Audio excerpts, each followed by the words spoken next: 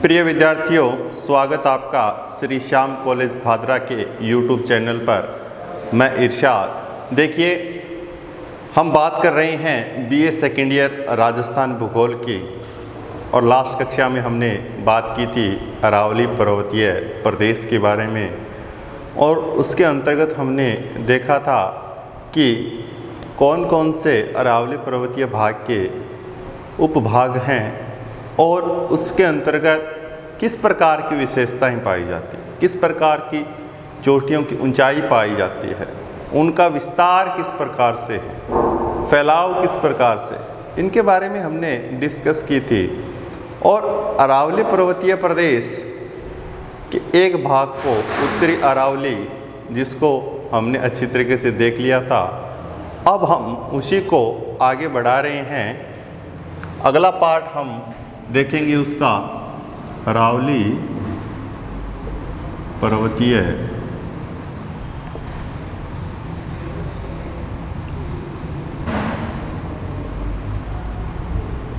प्रदेश।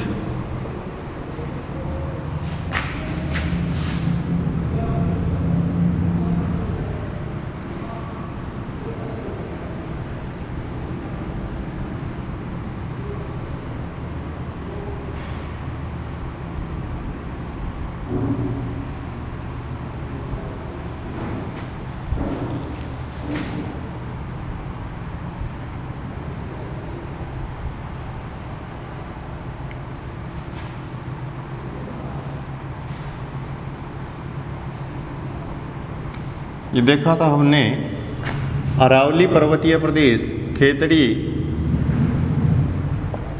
सिंघाना से लेकर खेड़,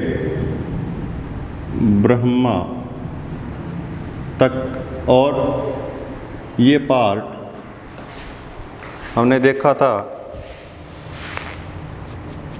उत्तरी अरावली के रूप में।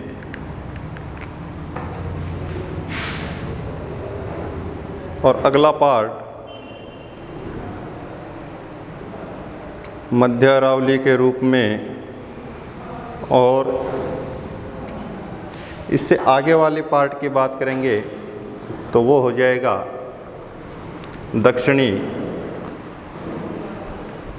अरावली।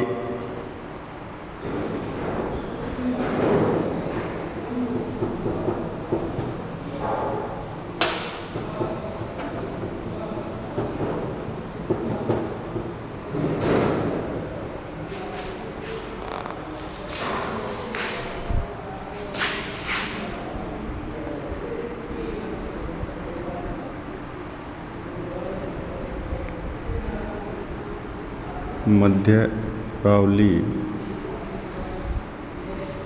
और दक्षिणी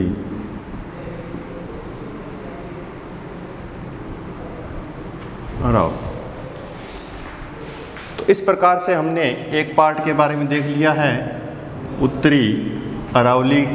और उत्तरी अरावली के अंतर्गत देखा था हमने कि इसका जो विस्तार पाया जाता है वो पाया जाता है यहाँ पर, इस क्षेत्र में सांबर बेसिन स्थित हैं। खेतड़ी सिंघाना से लेकर सांबर बेसिन तक इसका विस्तार पाया जाता है। आगे हम बात करेंगे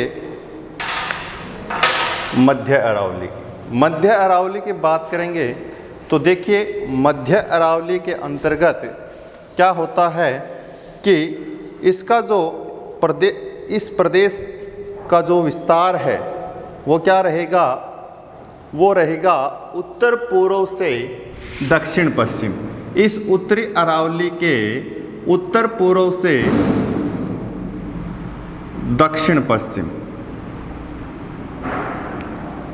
क्षेत्र की बात करेंगे। क्षेत्र क्या रहेगा, मध्य अरावली का जो क्षेत्र रहेगा उस क्षेत्र की बात करेंगे अजमेर और जयपुर। मुख्यतः जो विस्तार पाया जाता है वो विस्तार कहाँ पाया जाता है, अजमेर क्षेत्र में मध्य अरावली का मुख्यतः विस्तार पाया जाता है। जयपुर का जो कुछ पश्चिमी भाग है, जो कुछ शेष पहाड़ियाँ हैं, वो किसके अंतर्गत शामिल करेंगे? मध्य अरावली में। और इसके अलावा जो पहाड़ियाँ हैं वो करेंगे हम उत्तरी अरावली में। उत्तरी अरावली में हमने देखा था कि जयपुर, दौसा और अलवर 3 डिस्ट्रिक्ट की बात की थी। इसके अंतर्गत कुछ कुछ जो पहाड़ियाँ हैं उनको सम्मिलित करके हमने एक रूप दिया था उत्तरी अरावली का। अब है मध्य अरावली। तो मध्य अरावली की हम बात करेंगे इसके विस्तार की। तो देखिए इसके उत्तर में, उत्तर के अंतर्गत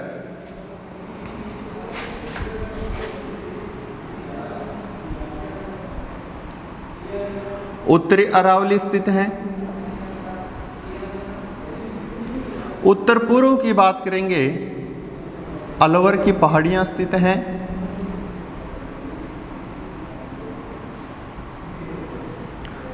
पश्चिम की बात करेंगे,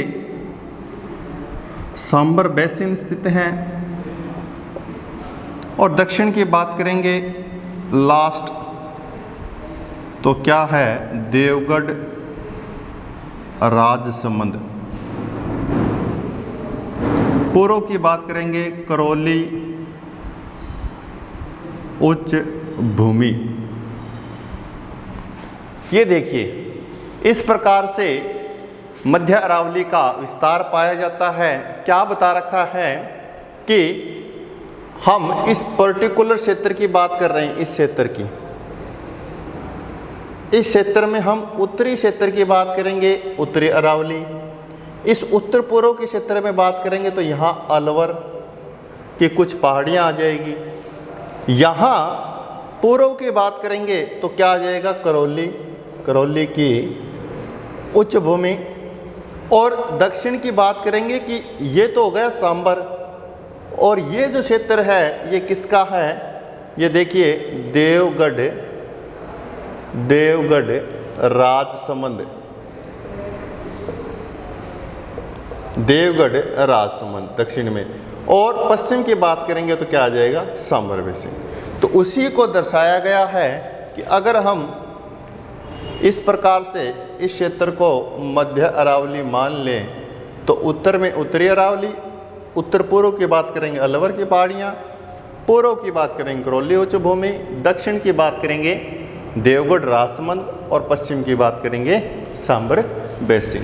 तो ये इसका मुख्यतः विस्तार पाया जाता है मध्य अरावली का। और ये जो मध्य अरावली है, ये मध्य अरावली 2 भागों में विभाजित है, या हम ये कह सकते हैं कि इसका जो अध्ययन करेंगे वो करेंगे हम 2 रूपों में। कौन से 2 रूप हैं ये देखिए। एक तो इसके अंतर्गत आता है शेखावाटी निमन पहाड़ियाँ। दूसरा आता है इसमें मेरवाड़ा की पहाड़ियाँ। ये चीज़ है मध्य अरावली। 2 चीज़ों की बात की हमने, एक तो है शेखावाटी निमन भूमि की, दूसरी बात की है हमने मेरवाड़ा पहाड़ियों की। अब देखिए शेखावाटी जो निमन पहाड़ियाँ हैं, इसके अंतर्गत कुछ पहाड़ियों के नाम आते हैं, जैसे रिंगस पहाड़ियाँ, श्री माधोपुर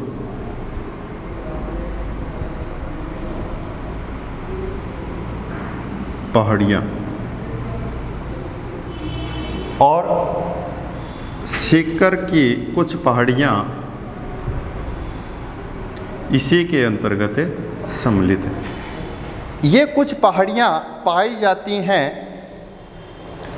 मध्य अरावली के शेखावाटी निम्न पहाड़ियों में। इसके अलावा भी इससे छोटी कुछ पहाड़ियाँ पाई जाती हैं जैसे पुराना घाट नाम सुना होगा आपने, पुराना घाट, वो शेखावाटी निम्न पहाड़ियों की छोटी पहाड़ियाँ हैं।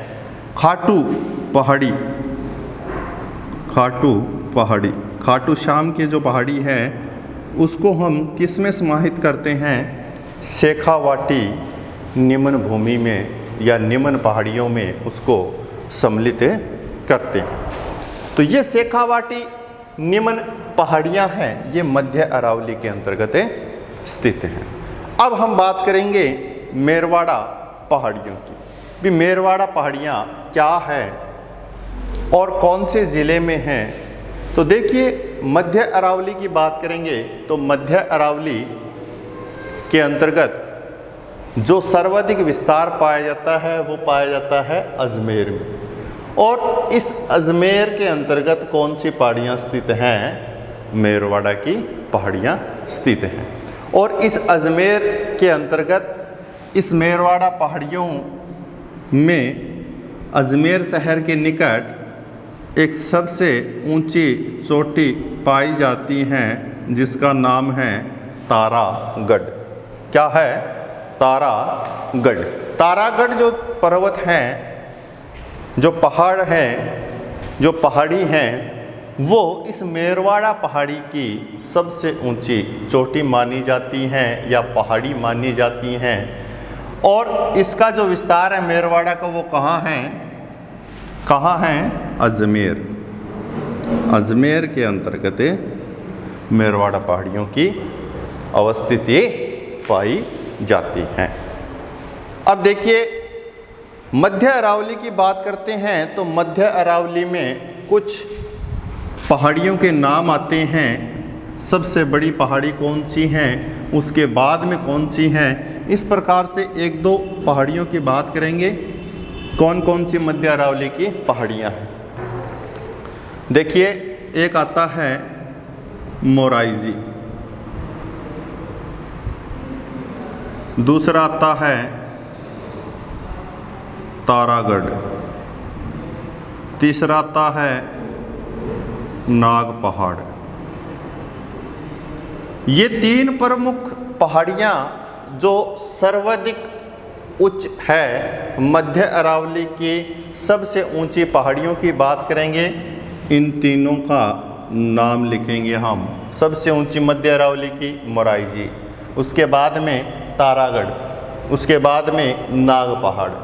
और ये कौन कौन से ज़िले में स्थित हैं?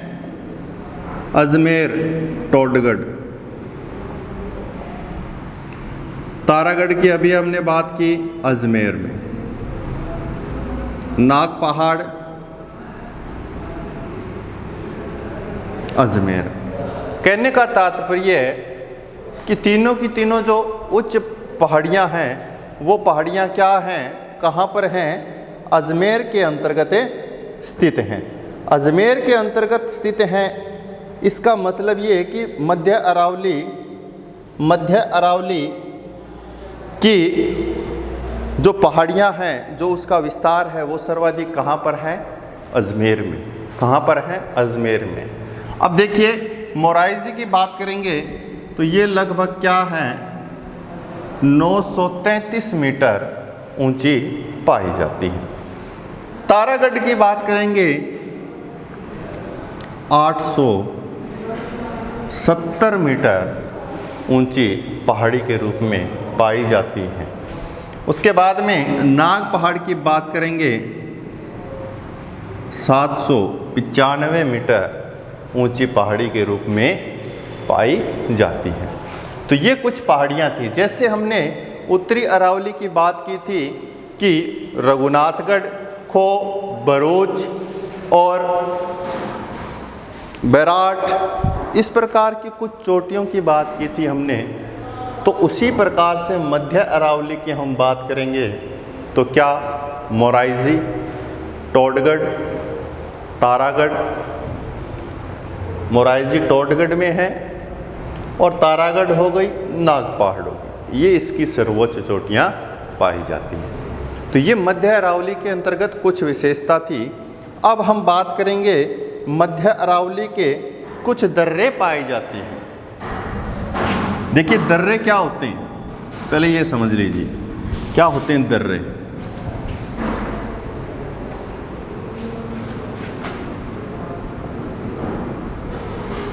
पासेज क्या होते हैं दर्रे? दर्रे होते हैं आवागमन या आने जाने का एक रास्ता होता है। क्या होता है? या तो इस प्रकार से आपने बहुत बार देखा होगा, इस प्रकार से कोई पहाड़ी है तो उस पहाड़ी से सटा हुआ एक रास्ता होता है इस प्रकार से आवागमन के लिए। ये क्या है? ये एक प्रकार का दर्रा है। कई बार आपको दो पर्वतों के बीच में इस प्रकार से एक रास्ता मिलेगा, ये क्या है? ये भी एक दर्रा है। तो दर्रा आवागमन हेतु प्रसिद्ध होता है आने जाने के लिए और एक क्षेत्र को दूसरे क्षेत्र से जोड़ता है। ये दर्रे हैं। इसके अंतर्गत क्या है? मध्य अरावली में भी कुछ दर्रे पाए जाते हैं। जैसे हम बात करें पीपली, बर, झिलवाड़ी,